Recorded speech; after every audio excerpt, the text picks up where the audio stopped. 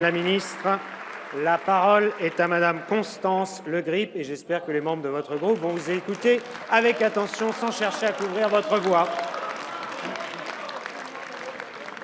Monsieur le Premier ministre, vous avez dévoilé le 30 octobre dernier votre plan étudiant et une réforme de l'accès à l'université. Nous en attendions beaucoup.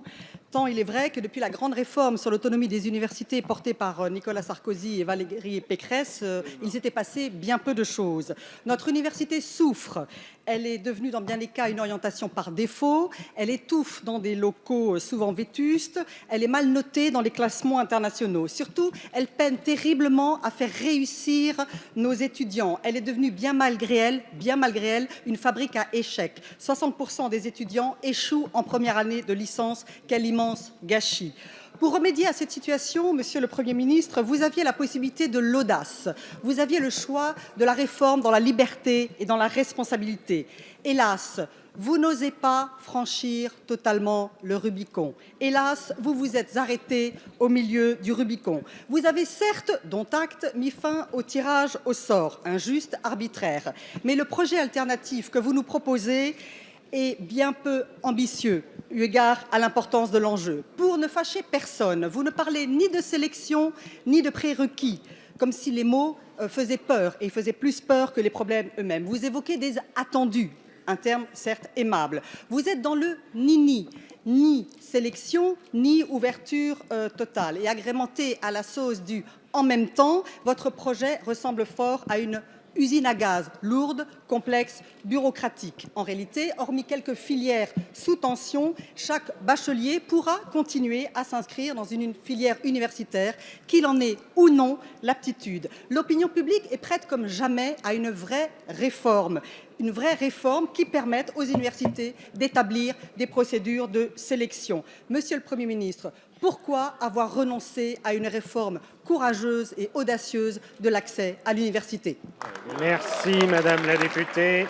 La parole est à Madame Frédérique Vidal, ministre de l'Enseignement supérieur et de la Recherche. Merci Monsieur le Président, Mesdames et Messieurs les députés, Madame la députée Constance Le Grip. Heureusement que nos universités ne se résument pas à la description que j'ose qualifier de caricaturale pour connaître l'université que vous venez d'en faire. Nous avons choisi de faire une réforme qui est juste. Pourquoi? Parce que à la question « faut-il supprimer la sélection par le tirage au sort qui est la plus arbitraire qui soit ?» nous avons répondu oui. À la question « faut-il supprimer la sélection par l'échec qui est la plus injuste socialement qui soit ?» nous avons répondu oui. Et vous ne pouvez ignorer la part de la réforme qui vise à accompagner l'ensemble des bacheliers dans leur diversité et à leur donner les moyens de réussir. Parce qu'à la question « avons-nous besoin d'une jeunesse de plus en plus formée et de plus en plus diplômée ?» nous avons aussi souhaité répondre oui. Et cela signifie que nous donnerons les moyens aux établissements d'accueillir l'ensemble des bacheliers dans leur diversité et de les former afin qu'ils atteignent la réussite. Notre réforme est aussi une réforme qui est équilibrée. Nous croyons à la motivation pour réussir et nous demandons à la jeunesse de faire confiance à son enseignement supérieur pour la guider vers cette réussite. Enfin, c'est une réforme que nous avons voulu